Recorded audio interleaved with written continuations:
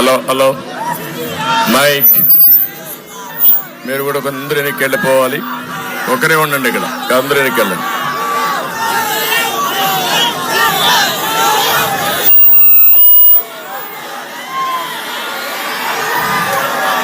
సభా సరిగా రాలేదు చూడ, సభాధ్యక్షులు మైక్ సరిగా రాలేదు.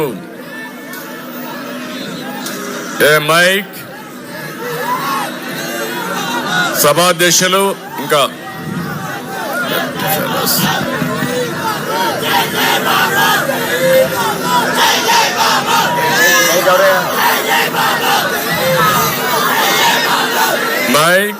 మైక్ కొంచెం సౌండ్ పెంచాలి, వాల్యూమ్ పెంచాలి. ఓకే, వినపడస్తా ఉందా? ఓకే, ఇంకా కొంచెం పెంచాలి. ఎక్కువ అరిస్తే మళ్ళా గొంతు పోతున్నామని భయం. గౌరవనీయులు సభాధ్యక్షులు, స్థానిక తెలుగుదేశం పార్టీ ఇన్ఛార్జ్ అయినటువంటి పీతాని సత్యనారాయణ గారు,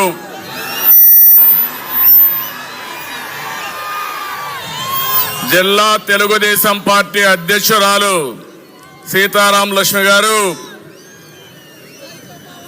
జిల్లా జనసేన పార్టీ అధ్యక్షుడు గౌరవనీయులు గోవిందరావు గారు, తెలుగుదేశం పార్టీ జనసేన పార్టీకి సంబంధించిన వేదిక పైనుండే నాయకులందరికీ, ఈ రెండు పార్టీల తరపున ఈ కార్యక్రమానికి విచ్చేసిన సోదరమండలందరికీ, జిల్లా ప్రజానీకానికి అందరికి కూడా పేరు పేరున మనస్ఫూర్తిగా నమస్కారాలు, అభినందనలు, శుభాభినందనలు. ఒక చల్లని సాయంత్రం, ఆహ్లాదకరమైన సాయంత్రం, ఎటు చూసినా పచ్చని పొలాలే. అదే పశ్చిమ గోదావరి.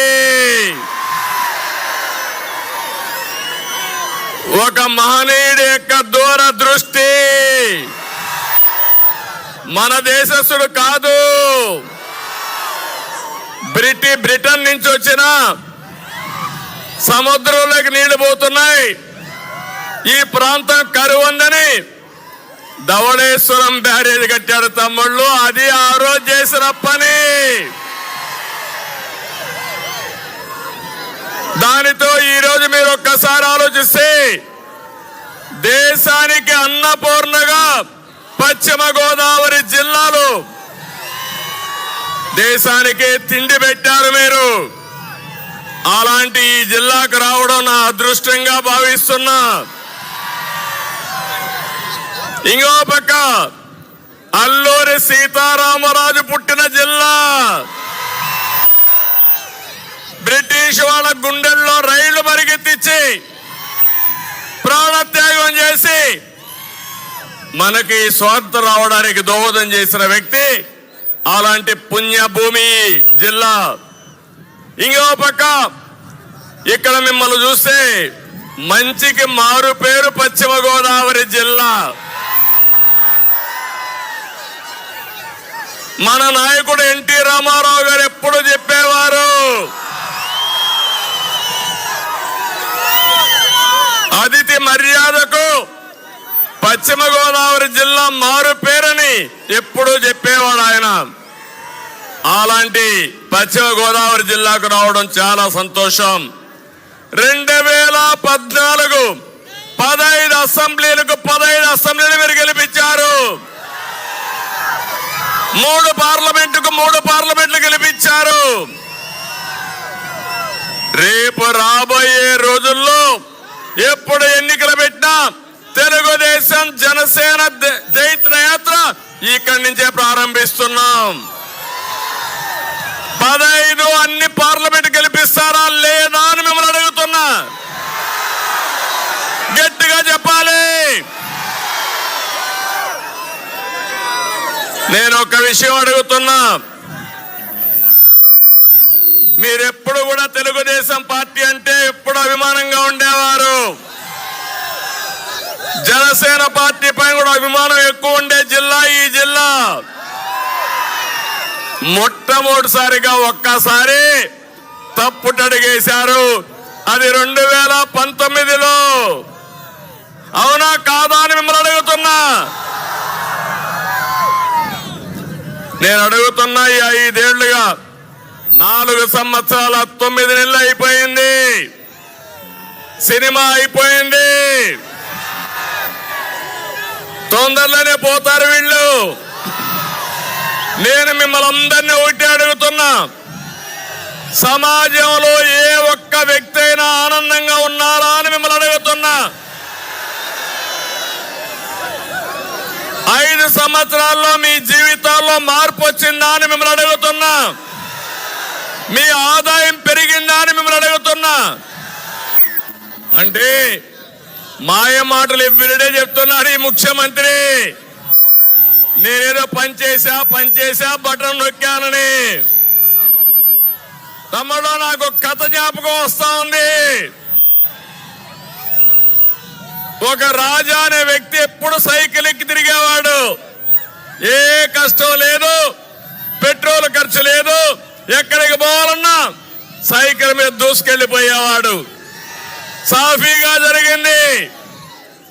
ఒక వ్యక్తి వచ్చాడు, అతను అడిగాడు, నువ్వు నాతో రా, నిన్ను బ్రహ్మాండంగా స్పీడ్గా తీసుకుపోతాను, స్వర్గాన్ని చూపిస్తానన్నాడు. Motor bike ఎక్కించుకున్నాడు. కొంత దూరం పోయాడు, పెట్రోల్ అయిపోయింది. పెట్రోల్ కొట్టించమన్నాడు. అతను అనుకున్నాడు, ఎక్కాము, ఏం చేయాలో తెలియదు, పెట్రోల్ కొట్టించాడు. అక్కడి నుంచి ఇంకొంత దూరం పోయాడు, మోటార్ బైక్ చెడిపోయింది, రిపేర్ చేయమన్నాడు. రిపేరు చేశాడు. ఇంకొంత దూరం పోయాడు, చీకటి పడింది. మోటార్ బైక్ నిలబెట్టి ఒళ్ళుపై నుండి అన్ని కూడా దోచుకొని పారిపోయాడు. అంటే మీరు గుర్తుపెట్టుకోవాలి, ఈరోజు ఈ ప్రభుత్వం మీకేం చెప్పింది? కరెంటు ఛార్జీలు పెంచమని చెప్పారా లేదా? పెట్రోల్ డీజిల్ పెంచమని చెప్పారా లేదా? నిత్యావసర వస్తువుల ధరలు పెంచమని చెప్పారా లేదా? అదే జరిగింది. పెట్రోల్ పోయించడం అంటే పన్నులు వేయడం, రిపేర్లు చేయించడం అంటే ఎక్కడికక్కడ ఇష్టానుసారంగా అన్ని విధాలుగా దోచేయడం. మూడోది, రాష్ట్రాన్నే విధ్వంసం చేశాడు. ఈ విషయం మీరు గుర్తుపెట్టుకోవాలి. ఈ రోజు ఈ జిల్లాలో ఏ రోడ్డైనా బాగుందా తమ్ముళ్ళు అని మిమ్మల్ని అడుగుతున్నా.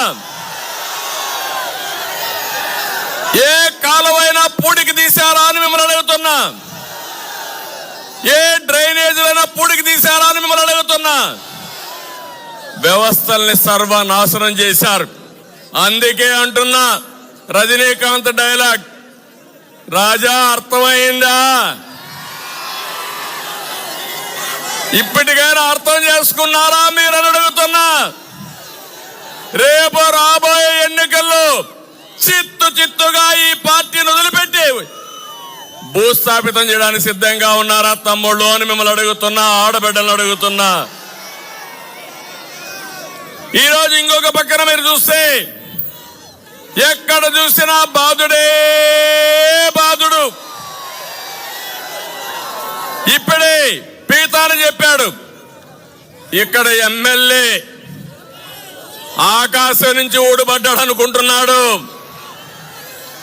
ఇక్కడ మీటింగ్ పెట్టుకుంటామంటే వీళ్ళబ్బ సొమ్ము మారిగా అడ్డుపడ్డాడంటే కబద్దార్, జాగ్రత్తగా ఉండమని హెచ్చరిస్తున్నా.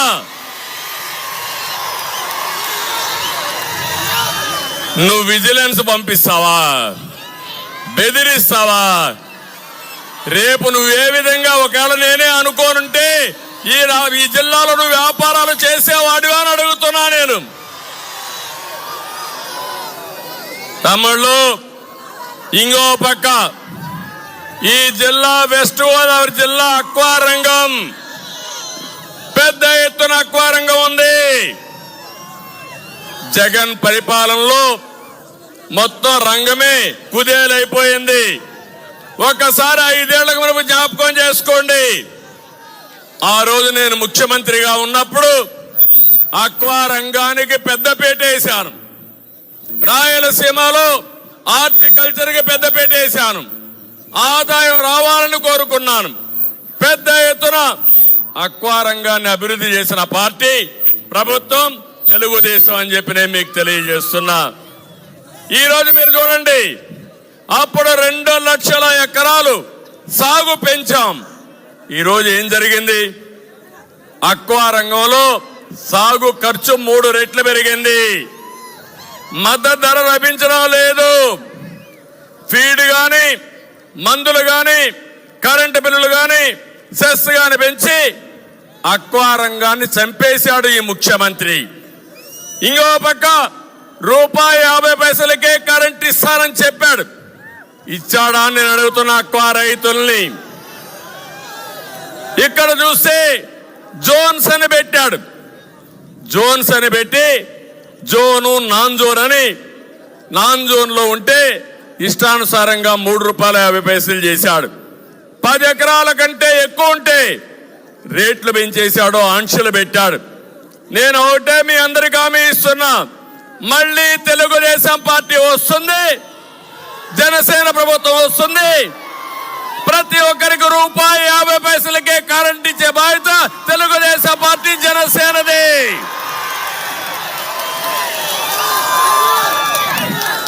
ఏఎంసీ సెస్ పెంచారు, నీటి పన్ను పెంచారు, ట్రాన్స్ఫార్మర్ రేట్లు పెంచారు, ఏరియేటర్లు విపరీతంగా పెంచేశారు. మోటార్లపై కూడా సబ్సిడీ ఇస్తామని చెప్పి నేను మీకు తెలియజేస్తున్నా. ఈ జిల్లాలోనే మళ్ళీ అక్వా రంగానికి పూర్వ వైభవం తీసుకొచ్చే బాధ్యత తెలుగుదేశం పార్టీది, జనసేనది. ఇంకో పక్క రైతు, వరి రైతు. మొన్నే చూశారు మీరు, 4 రోజులు నేను గోదావరి జిల్లాలో ఉన్నా. మీరు పండించిన పంట కొనకపోతే దోపిడీ జరుగుతూ ఉంటే ఈ దోపిడీ వ్యవస్థ పైన పోరాటం చేశాను. నేను అడుగుతున్నా, ఇప్పుడైనా సరే 4.5 సంవత్సరాలు ఎవరికైనా రైతుకు న్యాయం జరిగిందా అని మిమ్మల్ని అడుగుతున్నా. ఏ కౌలు రైతైనా బాగున్నాడా అని మిమ్మల్ని అడుగుతున్నా.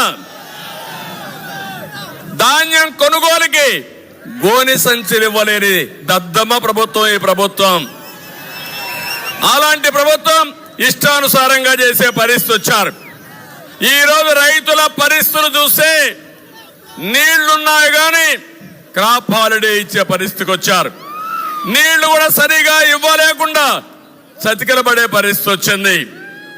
దేశంలో ఎక్కువ అప్పుండే రైతాంగం ఆంధ్రప్రదేశ్ లో ఉన్నారు, నెంబర్ 1 అది. రెండోది, ఎక్కువ కౌలు రైతులు ఆత్మహత్యలు చేసుకోవడం 2వ స్థానంలో ఆంధ్రప్రదేశ్ ఉంది. మూడోది చూస్తే రైతు ఆత్మహత్యలు ఎక్కువ ఆంధ్రప్రదేశ్ లో ఉన్నాయని చెప్పి నేను మీకు తెలియజేస్తున్నా. మళ్ళీ రైతు రాజ్యం తీసుకొస్తాం, రైతుకు న్యాయం చేస్తాం, మీకు అండగా ఉంటామని ఈ ఆచంట మహాసభలో మీ అందరికి హామీ ఇస్తున్నానని చెప్పి కూడా నేను మీకు తెలియజేస్తున్నా. ఇంకో పక్క పోలవరం చిరకాల కోరిక. నేను ఆ రోజు పోలవరాన్ని పరిగెత్తించాను. సోమవారం పోలవరంగా మార్చుకున్నాను. 72% పూర్తి చేశాను. ఎవరైనా అసమర్థుడు వస్తే చేతగాని వాడిని అంటాం, కానీ దుర్మార్గుడు వచ్చి ధ్వంసం చేస్తే ఏమనాలో ఒకసారి మీరు ఆలోచించండి. 2019లో పోలవరానికి గ్రహణం పట్టింది.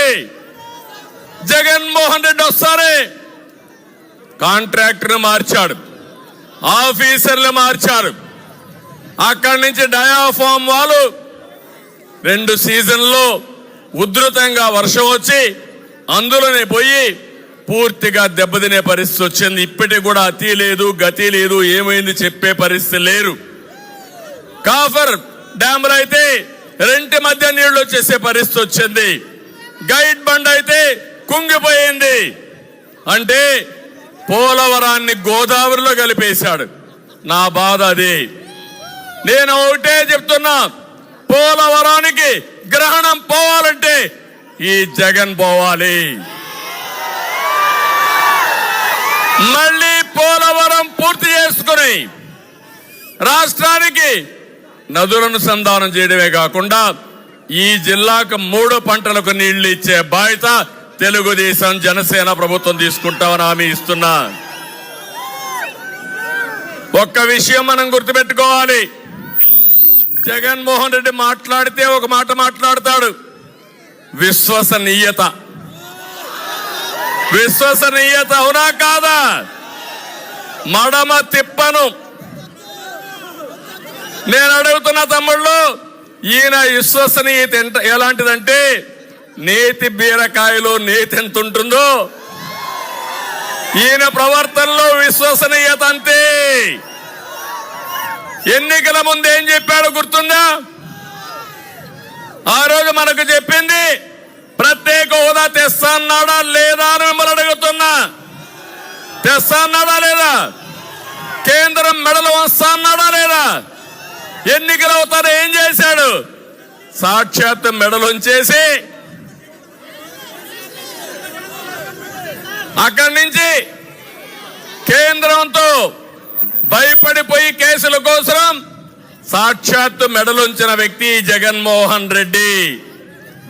మీరు ఒక్క విషయం గుర్తుపెట్టుకోండి.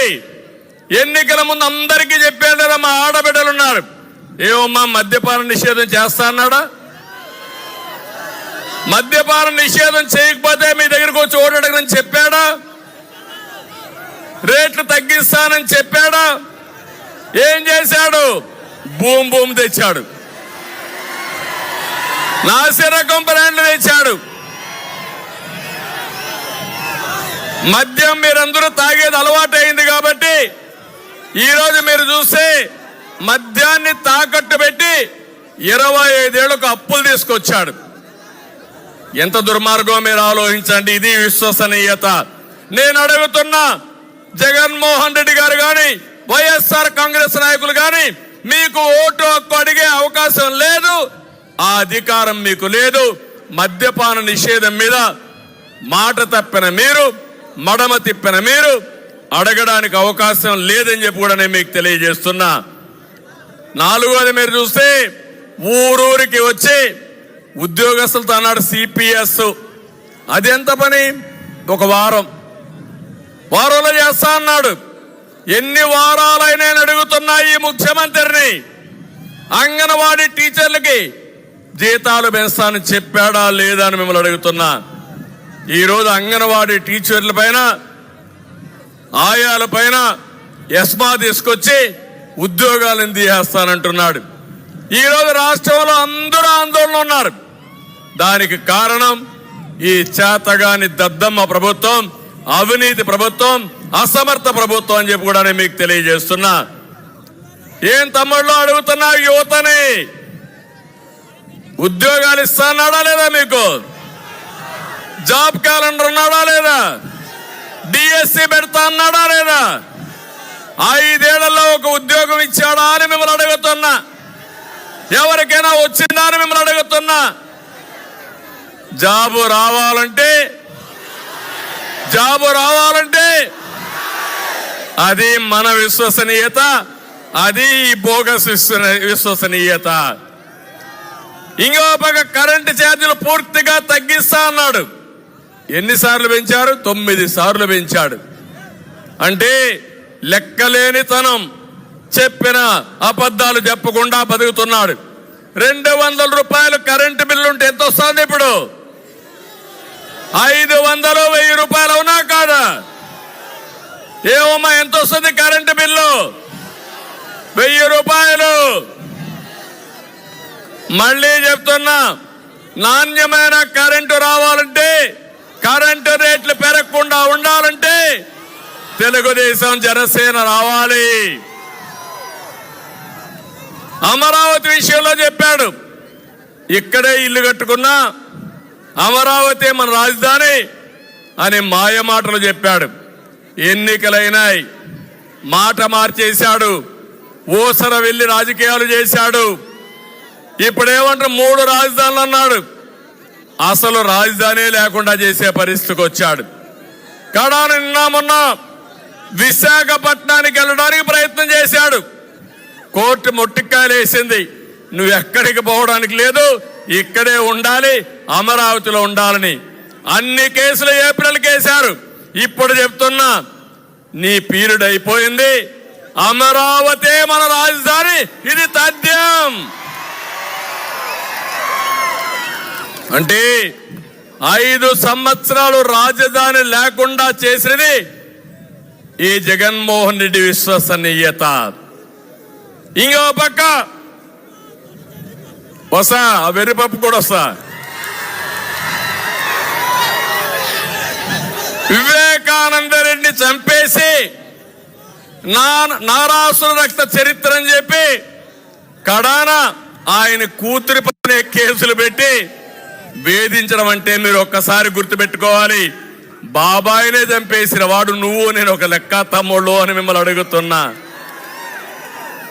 కడాన ఈరోజు మీరు చూస్తే చెల్లెలు, ఆ రోజు జగనన్న బాణం, జగనన్న వదిలిన బాణం ఏమైంది? ఈరోజు ఏమైంది?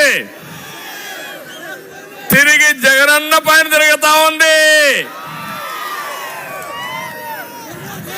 వాళ్ళ ఇంట్లో ఉండే వ్యవహారం మనకు సంబంధం అంట, నేనే ఆడిస్తున్నానంట. అంటే ఆ రోజు కూడా నేనే పాదయాత్ర చేయించాను ఆవిడ దగ్గర, ఇప్పుడు నేనే పాదయాత్ర ఆవిడని తిరుగుబాటు చేశాను. అంటే సిగ్గు ఎగ్గు లేకుండా, చెప్పిన అబద్ధాలు చెప్పకుండా, కళ్ళార్పకుండా అబద్ధాలు చెప్పే వ్యక్తి ఈ జగన్మోహన్ రెడ్డి అని చెప్పి కూడా నేను మీకు తెలియజేస్తున్నా. ఇంకో పక్క మీరు ఒకసారి చూస్తే ఆ రోజు రిలయన్స్ మీద వైఎస్ఆర్ ను చంపింది రిలయన్స్ అని దాడులు చేశారు, జ్ఞాపకం ఉందా మీకు? అప్పట్లో తర్వాత ఏం చేశాడు? రిలయన్స్ అధినేత వస్తే నత్వాని వాళ్ళ మనిషికి ఎంపీ రాజ్యసభ ఇచ్చాడు, జ్ఞాపకం ఉందా మీకు? అది విశ్వసనీయత. ఇలాంటి విశ్వసనీయత ఉండే వ్యక్తిని ఏమనాలి నాకైతే అర్థం కాల. నిన్న మొన్న మీరు ఒకసారి చూస్తే ఒక మాట మాట్లాడుతున్నాడు, పెత్తందారులకి పేదవాళ్ళ మధ్య యుద్ధం అంట. ఏంటో నాకు అర్థం కాల ఇది. అంటే ఏం చేసినా జరిగిపోతుంది అనుకుంటున్నాడు. దేశంలోనే ఎక్కువ సంపద ఉండి ఎక్కువ ఆదాయం వచ్చే ముఖ్యమంత్రి జగన్మోహన్ రెడ్డి. 510 కోట్ల రూపాయల సంపద. దేశంలో ఉండే అందరూ ముఖ్యమంత్రుల ఆదాయం ఎంతుందో దానికంటే ఎక్కువ ఆదాయం సంపద ఈయనకుంది. నేను అడుగుతున్నా, ఇప్పుడు 5 ఏళ్లలో మీ ఆదాయం పెరిగిందా? పెరిగిందా మీ ఆదాయం? ఆయన ఆదాయం పెరిగింది. ఎట్లా పెరిగిందో మీకు చెప్పాలి కదా. ఇప్పుడు చెప్పే ధైర్యం ఈ జగన్మోహన్ రెడ్డికి ఉందా అని అడుగుతున్నా. చెప్తాడా అని మిమ్మల్ని అడుగుతున్నా. తమ్ముళ్ళు, ఎక్కడ చూసినా దోపిడీ ఇలాంటివన్నీ చేసి ఇష్టానుసారంగా పెంచుకుని ఈయన వీళ్ళ మనుషులందరూ కూడా దోపిడీ చేసే పరిస్థితికి వచ్చారు. నేను అందుకనే ఈరోజు అడుగుతున్నా, ఇవన్నీ మీరు సంపాదించారు, మీరు దేశంలోనే రిచెస్ట్ మ్యాన్ గా తయారయ్యారు. ఈ రాష్ట్రంలో ఉండే ప్రజలు మాత్రం దేశంలో నిరుపేదలుగా తయారయ్యే పరిస్థితి తెచ్చారు. అది మీరు చేసిన ఘనత అని చెప్పి కూడా నేను మీకు తెలియజేస్తున్నా. ఈరోజు ఇంకొక పక్కన ఈ జిల్లాలో, ఈ రాష్ట్రంలో మంత్రులు ఉన్నారు. ఏం తమ్ముళ్ళు, ఎవడైనా ఒక్కడైనా సమర్థమైన మంత్రులు ఉన్నారా అని మిమ్మల్ని అడుగుతున్నా. కానీ ఒక పాలసీ పెట్టాడు, ప్రతి ఒక్క మంత్రి, ప్రతి ఒక్క ఎమ్మెల్యే మనల్ని తిట్టాలి. మీరు చూస్తే వైసీపీలో బూత్ రత్న అయితే ఎమ్మెల్యే టికెట్, బూత్ సామ్రాట్ అయితే వాడికి మంత్రి పదవి. ముందు నన్ను తిట్టాలి, పవన్ కళ్యాణ్ తిట్టాలి, లోకేష్ తిట్టాలి, అప్పుడే వీళ్ళకి మంత్రి పదవులు, అప్పుడే ఎమ్మెల్యే సీట్లు, అప్పుడే ఎంపీ సీట్లు.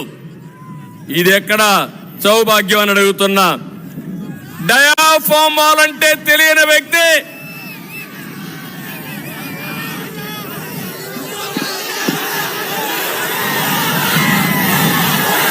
ఓకే, హుషారుగా ఉన్నారు మీరు.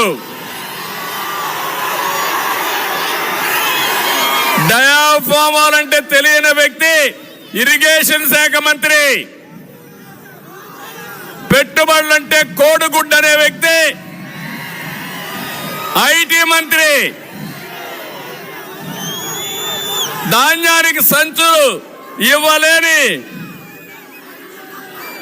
మంత్రి పౌర సరఫరాల మంత్రి, కోర్టు ఫైలు లేపేవాడు వ్యవసాయ శాఖ మంత్రి, గనులు మింగేసేవాడు గనుల శాఖ మంత్రి, క్లబ్బుల్లో డాన్సులు వేసే ఆవిడ మహిళా సంక్షేమం కోసం మాట్లాడుతుంది. ఏం తమ్ముడు, అర్థమైందా మీకు ఇప్పటికైనా వీళ్ళ యొక్క వేషాలు? వీళ్ళ పెట్టుకొని మనం అంతా కూడా రాజకీయం చేయాల్సి వస్తా ఉంది. నేను గాని పవన్ కళ్యాణ్ గాని వేదిక పైన నాయకులు గాని మీ మీద గాని దాడులు చేశారా లేదా అని మిమ్మల్ని అడుగుతున్నా. ఏంటి దౌర్భాగ్యం అని మిమ్మల్ని అడుగుతున్నా. అంటే రాజకీయాల్లోకి వచ్చింది మన మీద దాడి చేయించుకోవడానికి కానీ మిమ్మల్ని అడుగుతున్నా. ఇలాంటి వ్యక్తుల్ని ఏం చేయాలనో ఆలోచించాల్సిన బాధ్యత మీ అందరి పైన ఉంది.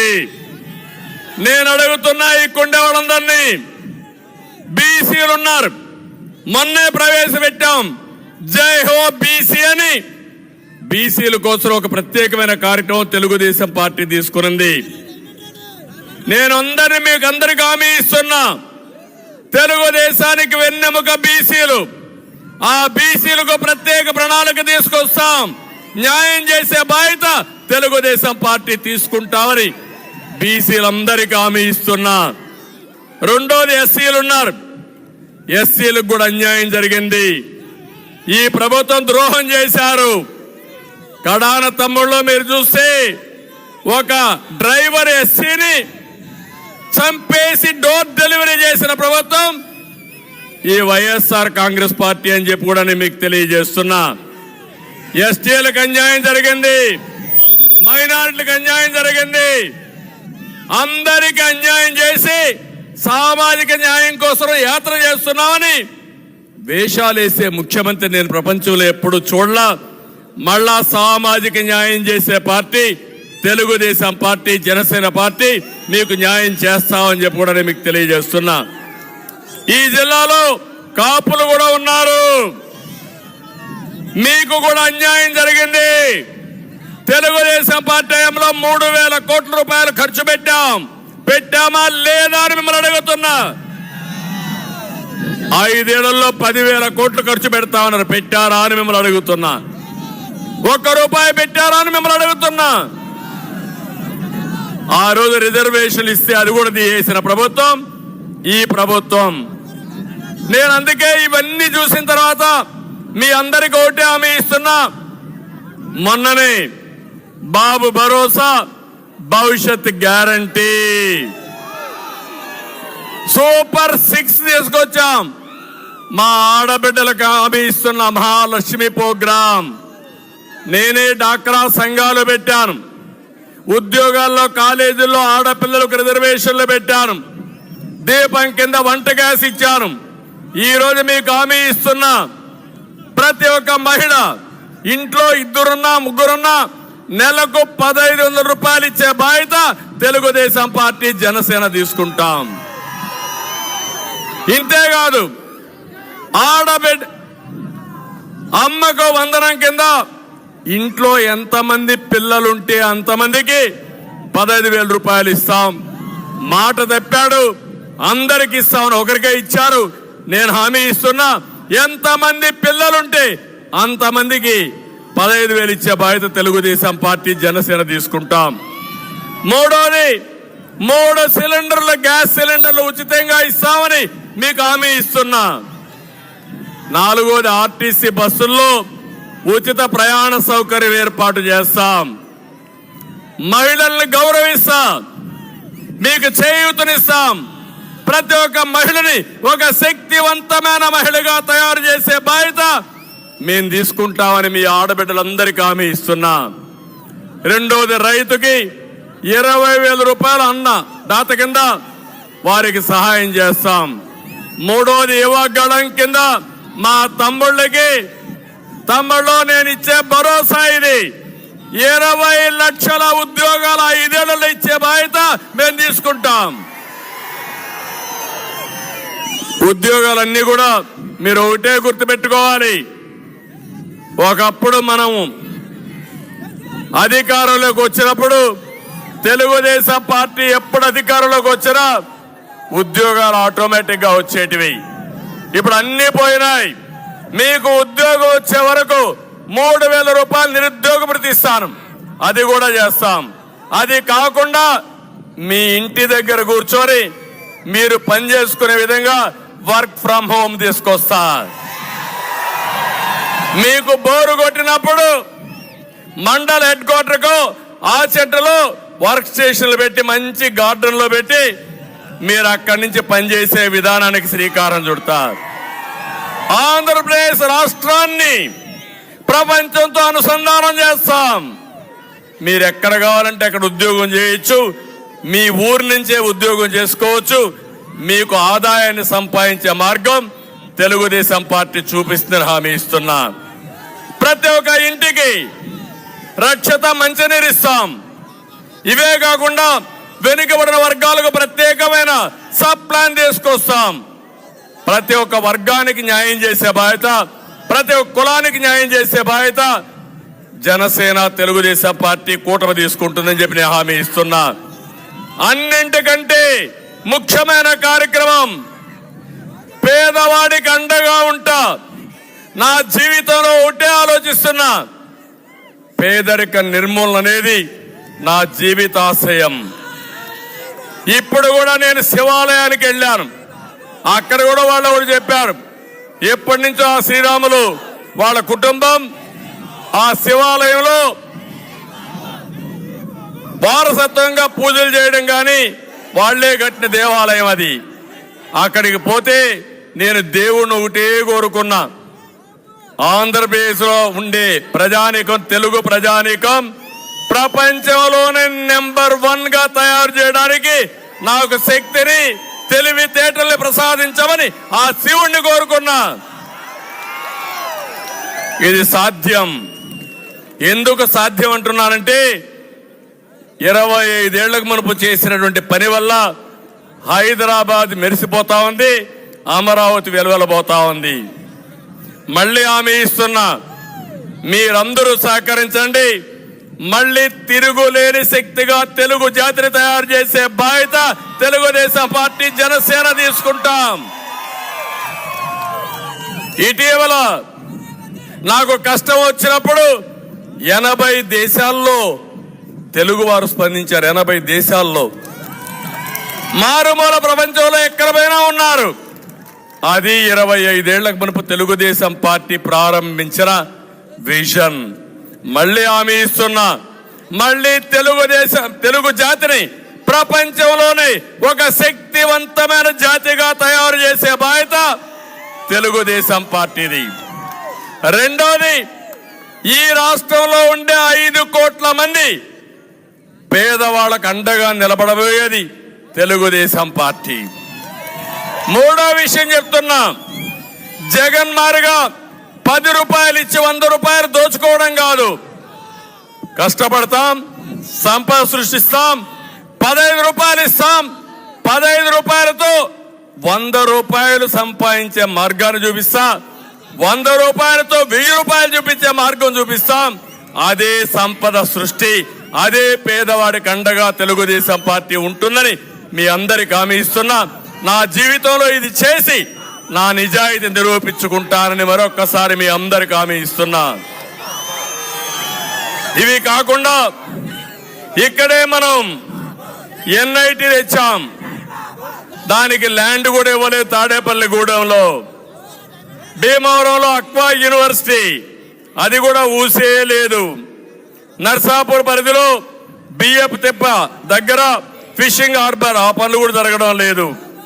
గోదావరి, నర్సాపూర్, సకినేటిపల్లి వంతెన నిర్మాణం మాటలకే పరిమితమైంది. నిడదవోలు, పాలకొల్లు, తణుకులకి తాగునీరిచ్చే విద్యేశ్వరం పెండింగ్ లో పడిపోయింది. ఇవన్నీ కూడా చేసే బాధ్యత తెలుగుదేశం పార్టీ, జనసేన తీసుకుంటాం. తమిళలో ఈరోజు ఒక్క విషయం ఆలోచించండి. ప్రతి ఒక్క తల్లి ఆవేదన, ప్రతి ఒక్క అమ్మ ఆందోళన, తన బిడ్డకు ఉద్యోగం లేని తల్లి బాధ. చదివిచ్చాం, కూలి పని చేసుకుంటున్నాం, మళ్ళా ఖర్చులకు మేమే డబ్బులు ఇవ్వాలని పిల్లల కోసం బాధపడుతుంది ప్రతి ఒక్క తల్లి. పెరిగిన ధరలతో తన కుటుంబం ఏ విధంగా నడపాలని ప్రతి ఒక్క ఆడబిడ్డ బాధపడే పరిస్థితి. పిల్లలకు మంచి తిండి పెట్టలేకపోయాం, పౌష్టికాహారం ఇవ్వలేకపోయామని తల్లి ఆందోళన. ప్రతి ఒక్కరికి హామీ ఇస్తున్నా, మళ్ళీ నేను అండగా ఉంటా. ఒక కుటుంబ పెద్దగా, ఒక సోదరుడుగా మీకు అండగా ఉండి మిమ్మల్ని ఆదుకునే బాధ్యత తెలుగుదేశం, జనసేన తీసుకుంటాం. 3 నెలలే, ఈ 3 నెలలు వెయిట్ చేయండి. ఇంకో పక్క ఇక్కడ ఎమ్మెల్యేలు ఉన్నారు. ఇప్పుడే చెప్పాడు మన పీతాని కూడా, ఆచంట ఎమ్మెల్యే రొయ్యల చెరువు తవ్వాలంటే ముడుపులు ఇవ్వాల్సిందా లేదా? డబ్బులు ఇస్తున్నారా లేదా అని అడుగుతున్నా. ఇస్తున్నా అంటే గట్టిగా చెప్పండి, కూడా చెప్పండి.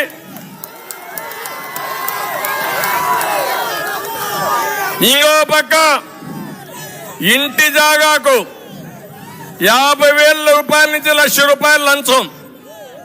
ఇంటి జాగా సైట్ ఇవ్వాలన్నా లంచం, ఇండ్లు కట్టాలన్నా లంచం, వరి ధాన్యం ఎంఎస్పీ ఇవ్వాలన్నా లంచం కట్టాలి, కప్పం కట్టాలి.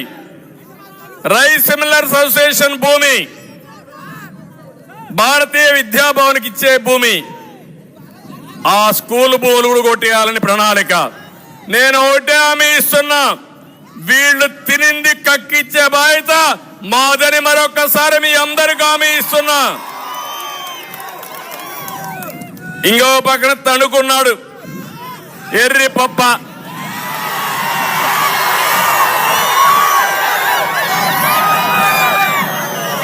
సొంత ఊళ్ళో ధాన్యం సంచులు ఇవ్వలేని ఎర్రి పప్ప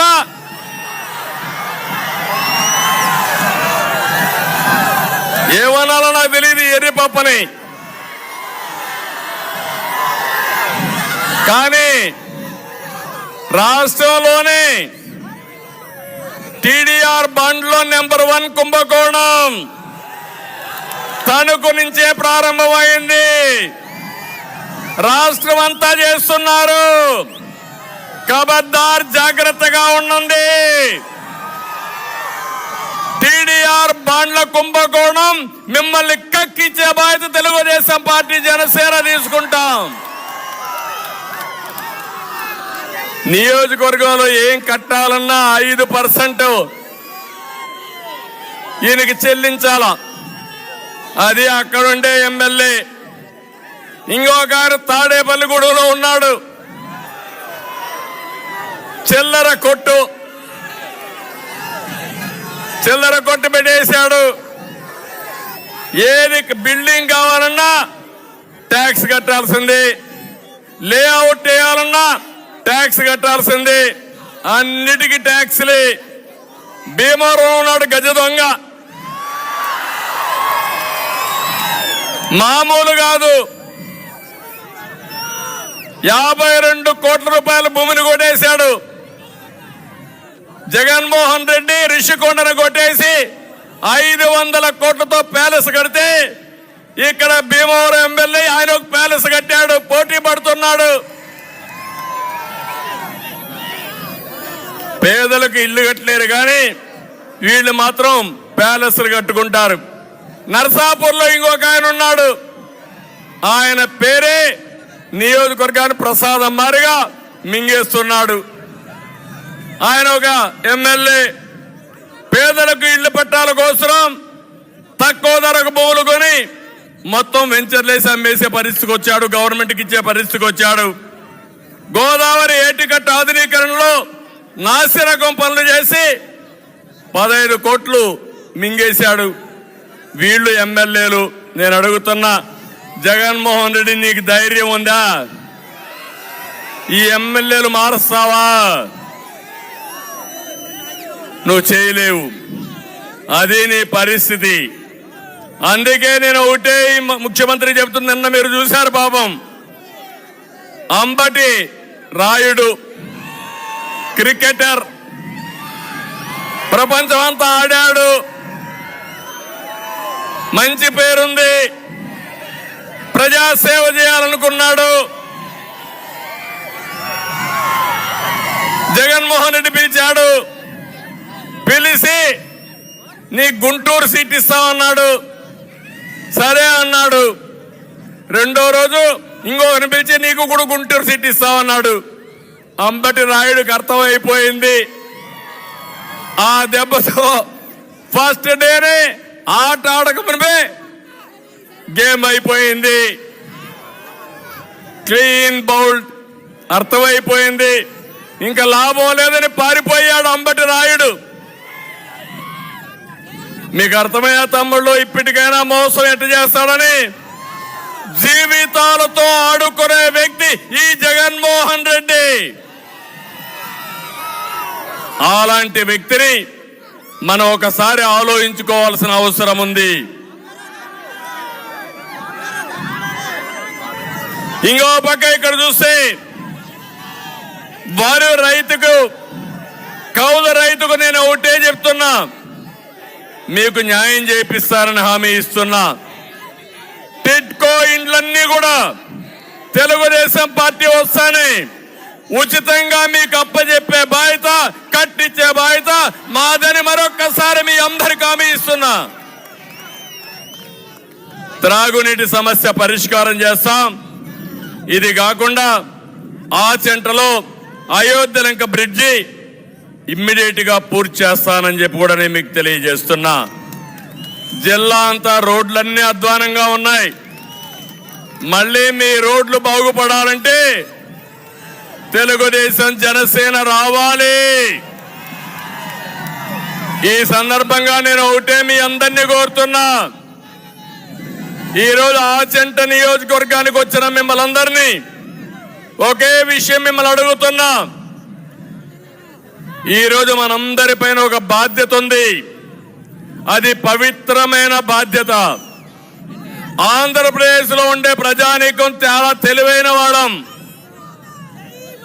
కానీ ఒక్కొక్కసారి మోసపోతా ఉంటాం. ఈరోజు ఆంధ్రప్రదేశ్ లో ఉండే వాళ్ళు ప్రపంచం అంతా రాణిస్తున్నారు, కానీ ఈ రాష్ట్రంలో మాత్రం ఇబ్బందుల్లో ఉన్నాం. నేనేదో ముఖ్యమంత్రి పదవి కోసం అడగడం లేదు. నా కోసరము, పవన్ కళ్యాణ్ కోసరము, తెలుగుదేశం కోసరము, జనసేన కోసరం కాదు, 5 కోట్ల ప్రజల కోసరం మిమ్మల్ని అందరినీ అడుగుతున్నా. మీ పిల్లల భవిష్యత్తు కోసరం మిమ్మల్ని అడుగుతున్నా. మీరు ఈ ప్రభుత్వాన్ని సాగనంపడానికి సిద్ధంగా ఉన్నారా లేదా అని మిమ్మల్ని అడుగుతున్నా. నేను ఈ రోజు పెట్టిన కార్యక్రమం కూడా రా కదిలి రా. ఎన్టీ రామారావు గారు మొదట్లో తెలుగుదేశం పిలుస్తోంది, రా కదిలి రా అని పెట్టారు. ఇప్పుడు నేను ఇచ్చిన పిలుపు మళ్ళీ స్వర్ణ యుగం కోసం మేము పిలుస్తున్నాం, రా కదిలి రా అని అడుగుతున్నా.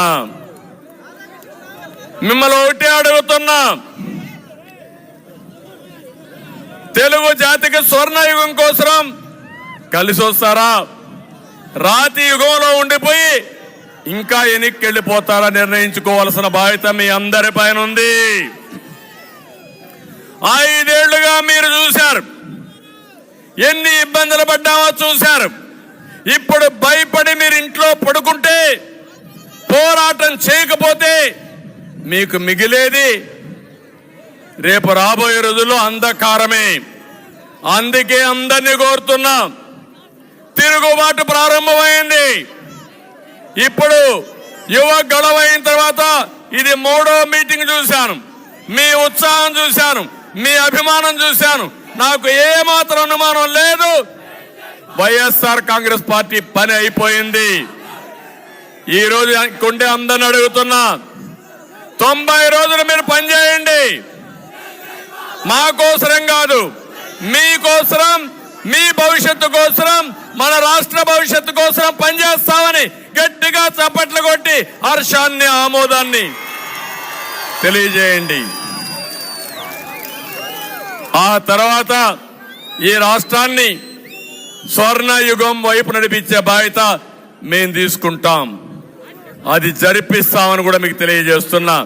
ఈరోజు హైదరాబాద్ మీరు చూశారు, అప్పుడప్పుడు వెళ్తా ఉంటారు. 25 ఏళ్లకు మునుపు ప్రారంభించిన అభివృద్ధి ఈరోజు వాళ్ళు కంటిన్యూ చేశారు.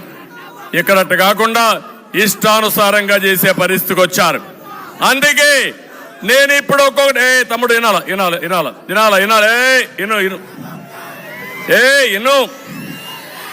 నేను చెప్పిన దాన్ని గట్టిగా స్లోగన్ ఇవ్వండి. నేను తెలుగు జాతి స్వర్ణ యుగం కోసం అంటే కదిలి రాని గట్టిగా చెప్పాలి. అందరూ పిడికిలి బిగించి, అవసరం లేచి నిలబడుకొని, అందరూ లేచి నిలబడుకోండి, గట్టిగా చెప్పాలి, పిడికిలి బిగించి చెప్పాలి. తెలుగు జాతి స్వర్ణ యుగం కోసం ఇంకా గట్టిగా చెప్పాలి. ప్రతి ఒక్కరి గుండెల్ని కదిలించే పరిస్థితి రావాలి. తెలుగు జాతి స్వర్ణ యుగం కోసం,